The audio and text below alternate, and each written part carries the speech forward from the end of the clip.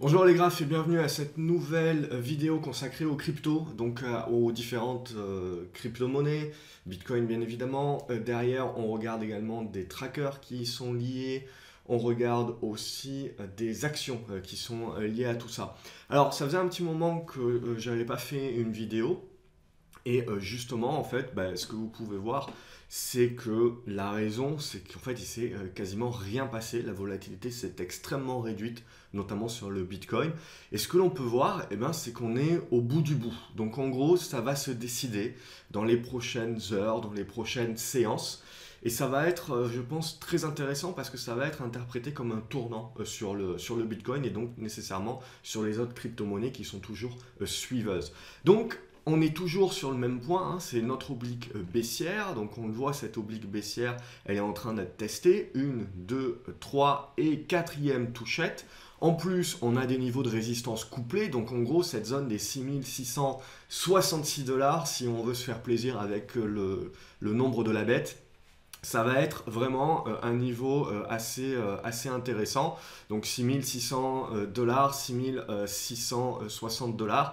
Et derrière, ce double niveau sur les 6800 $. Si on arrive à dépasser ce double niveau-là des 6600 et des brouettes, 6800, ça va devenir intéressant parce qu'on aura une construction en forme de retournement haussier. Ça ne sera pas encore, il faudra bien évidemment valider et confirmer au-dessus des 7400 $. Hein. Donc ça ne sera pas encore, je dirais, l'euphorie et le temps de crier à nouveau au Bitcoin à 20 000 $.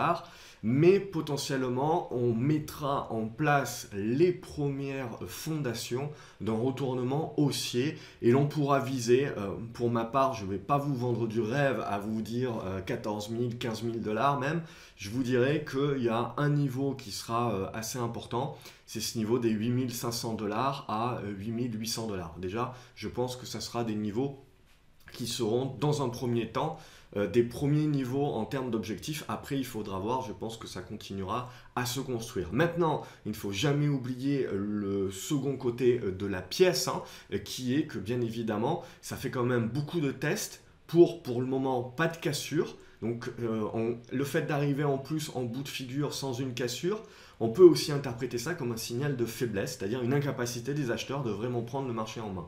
Là, on voit surtout d'après les volumes hein, qu'on est dans de l'attentisme. Hein. Donc pour moi, je dirais pour le moment, on est toujours en mode attente et on continue de voir venir. Mais on pourrait avoir un signal assez intéressant sur dépassement de ces niveaux-là. A contrario, évidemment, si on passe sous les 6400 $, et on reviendra chercher cette zone des 6000, 6100 $. Et après, c'est là potentiellement, derrière, où on peut revenir sur les 5400 $, qui sera notre gros support majeur. Mais du coup, on mettra ce scénario haussier en mode caduc et en attente, bien évidemment. Il sera remis à plus tard. Et là, par contre, ça deviendrait un petit peu plus dangereux parce que le fait d'avoir bien congestionné comme ça et de finalement pas partir à la hausse, le signal baissier qui serait donné aussi serait quand même un signal baissier à interpréter comme fort. Donc il faudrait à nouveau être très prudent, je pense, et se mettre en dehors des cryptos en attendant qu'on ait à nouveau une figure un petit peu plus intéressante pour la suite des opérations.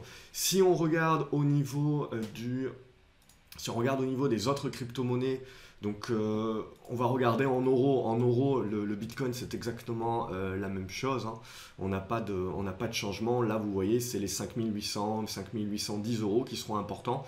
Et derrière, cette zone des 6400 €. Là aussi, on est en attente. Évidemment, le scénario alternatif, c'est si on passe sous les 5500 €, ça sera un petit peu moyen.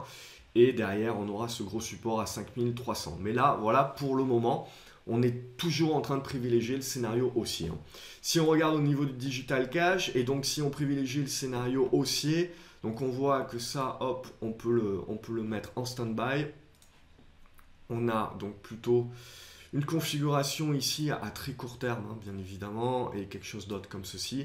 Donc là, ça serait intéressant de revenir au-dessus des 190 $ et de confirmer au-dessus des 200-205 $. Et là, on aurait quelque chose d'assez intéressant. A contrario, bien évidemment, si on repasse sous les 170 $, là aussi, ça sera un bémol à apporter. EOS, exactement la même chose, on est en attente, on est bien configuré, donc on est prêt, il ne manque plus que la confirmation. Évidemment, ça peut partir dans l'autre sens, donc sous les 5,30 $, il faudra à nouveau se méfier, on aura ce dernier support sur le niveau des 5 $. Par contre, si on arrive à breaker, là, on est tout proche aussi, hein, on le voit, toutes les crypto-monnaies quasiment sont sur les mêmes configurations, toutes proches de donner un signal acheteur. Donc à surveiller sur le dépassement, là, c'est pour les hausses des 6 $, 6,10 $ et 6,30 $ pour avoir une confirmation. Au niveau de l'Ethereum, eh ben, on est exactement à la même configuration. C'est est-ce qu'on va être dans la capacité de déclencher ce signal au-dessus des 230 $ et derrière de confirmer au-dessus des 250 $. Et donc là, on mettra un rebond. Hein. Pour le moment, on ne parle pas sur ces crypto-monnaies-là. On est très très loin encore du retournement aussi durable. On est avant tout dans de la recherche de rebond pour le moment. Et derrière, il faudra analyser la construction qui nous en dira beaucoup plus sur la suite à donner. Le Litecoin également, c'est pareil, il faudrait dépasser cette zone des 62, 63, 65 $. Et là aussi, ça sera intéressant. Derrière, qu'est-ce que j'ai d'autre? Le Monero. Aussi, on identifie ici le support, donc à ne pas casser à la baisse bien entendu, et au niveau de la résistance, si on trace une résistance un petit peu plus court terme, on voit le dépassement des 120 $, à confirmer avec le dépassement des 130 $, et ça devrait nous ramener sur cette zone-là des 150 $. Et là, ça devrait à nouveau faire du squeeze, et donc nous construire quelque chose d'intéressant. Le Néo, exactement la même chose, donc on voit cette baisse de volume, baisse de volatilité sur toutes les cryptos, on est vraiment en attente de quelque chose. Là, ça va se décider, il faut savoir. Donc là, c'est un petit peu plus réservé, il faudra repasser cette zone des 20 $ pour pouvoir confirmer. Et derrière, évidemment, si on casse quasiment les plus bas, là, ça sera très moyen aussi pour la suite. Et le Ripple, pour terminer sur le Ripple, lui, il est en train de consolider par rapport à cette dernière hausse. Hein. Il aura besoin pour continuer sa hausse de repasser au-dessus des 60 centimes de dollars. Et là, on devrait avoir une nouvelle spécu, mais en gros, on a une construction qui est plutôt intéressante.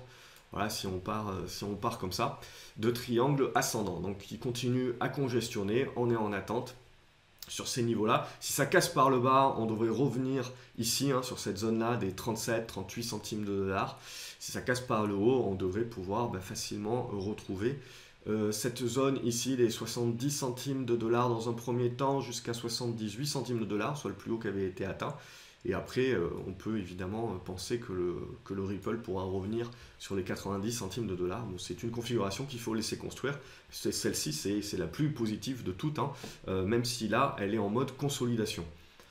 Au niveau des trackers, si on regarde le Amplify, c'est toujours pareil, il n'y a pas grand chose à en attendre, il faut casser par le haut pour donner le signal d'achat. Si on regarde Bitcoin Group également, donc ça c'est coté en Allemagne, c'est pareil, si on a un débordement des 34 € à 35,70 €, on devrait là aussi commencer à taper, hein, sur les niveaux de résistance, hein, si on prolonge un petit peu cette oblique-là et construire quelque chose d'assez intéressant, qu'il faudra casser ensuite à la hausse pour confirmer ça. Le GBTC, lui, c'est pareil, il faudrait revenir au-dessus des 8,15 $ et a fortiori au-dessus des 9 $ pour vraiment avoir quelque chose d'intéressant, sinon c'est pas terrible. Et derrière, j'ai rajouté quelques valeurs françaises. Alors, Arcos, pourquoi c'est lié au Bitcoin? Parce qu'ils font de plus en plus de wallets et de choses comme ça. Donc, pourquoi pas? Là, on voit qu'on a une configuration déjà assez intéressante qui peut entraîner... On a un rebond technique qui est en train de se mettre en place, hein, mais qui va devoir être confirmé. On voit par le débordement là, des 68 à 70 centimes d'euros. Ça va être important, ce niveau-là, en termes de première résistance, et puis derrière à déborder pour avoir un retournement un petit peu plus fort. Et derrière également, au niveau, ça c'est une valeur américaine marathon, je me fais un petit peu exploser là-dessus, mais je le savais à l'avance, donc pour l'instant je continue de conserver dans cette optique-là. Hein. C'est toujours la même optique, c'est-à-dire d'avoir un rebond spéculatif, hein. Donc pour le moment, hop, si je trace ça un petit peu mieux, on est toujours en attente, il faudra déborder cette zone des 80 centimes de dollars et puis confirmer, rester au-dessus et là on pourra remettre en place une spécu. Donc voilà, on est sur un petit peu des niveaux bas, on est éventuellement dans un biseau descendant, donc je suis plutôt en attente là-dessus, je suis rentré trop tôt. Riot également, donc c'est une tendance baissière, par contre voilà, on commence à taquiner un petit peu le bas. Donc si le Bitcoin rebondit bien, le dépassement des 3,60 $ devrait pouvoir nous aider un petit peu et devrait pouvoir nous faire remonter sur les 5 $. Alors c'est bien spécu, hein, on est d'accord. Et derrière, vous avez un autre groupe en France qui s'appelle The Blockchain Group. Donc après, il faut faire attention à ces titres qui prennent des noms évocateurs. C'est forcément... Il faut faire très attention au niveau des fondamentaux, etc. Donc vous êtes forcément sur quelque chose de très spéculatif hein, qu'il faut détenir dans une optique de long terme pour le moment. Donc là, ce qui pourrait éventuellement nous plaire, c'est voilà, ce triangle également, cette baisse de volatilité que l'on a, et donc un débordement de cette zone des 38 centimes d'euros à 39 centimes d'euros si on arrondit, qui pourrait voilà, nous donner une relance haussière. Et après, avec la spéculation, je veux dire, tout est permis. Dans le sens où voilà, on peut revenir sur cette zone des 51 centimes d'euros, voire revenir dans cette double zone ici des 60 centimes d'euros. Donc tout ça c'est bien spéculatif bien entendu, taille de position à adapter, hein, faire très attention et puis évidemment partir du principe que ça peut partir dans l'autre sens comme on l'a vu sur les cryptos et que pour l'instant on est en attente du signal. Donc acheter maintenant c'est anticiper et donc prendre un risque supplémentaire. Donc, adapter les tailles de position en parallèle de ça. Voilà, comme d'habitude, si vous avez des commentaires, si vous avez votre opinion que vous voulez partager, bah, ça se passe dans les commentaires hein, sous cette vidéo. Et c'est avec plaisir que je vous répondrai et que je vous lirai également. Partagez les infos, partagez potentiellement les titres que vous suivez, les cryptos que vous suivez également, vos propres analyses, hein, évidemment, on peut voir des choses différentes. Et c'est là, justement, dans les commentaires, où on peut entraider la communauté pour avoir quelque chose de beaucoup plus exhaustif avec plusieurs avis. Donc je vous encourage à laisser un petit commentaire, même si ce n'est que pour faire un petit coucou. Un pouce bleu également, et un partage de la vidéo vis-à-vis de personnes que vous pensez que ça pourra aider. Ça aide également à faire connaître mon travail, donc je vous remercie par avance. Et abonnez-vous à la chaîne, comme ça vous ne loupez aucune autre vidéo. Quant à moi, je vous dis à la prochaine vidéo crypto ou à d'autres vidéos sur la chaîne de conseils pour vous aider voilà, à mieux investir, que ce soit en bourse ou que ce soit dans le monde des cryptos. Merci d'avoir regardé cette vidéo. À plus les graphes.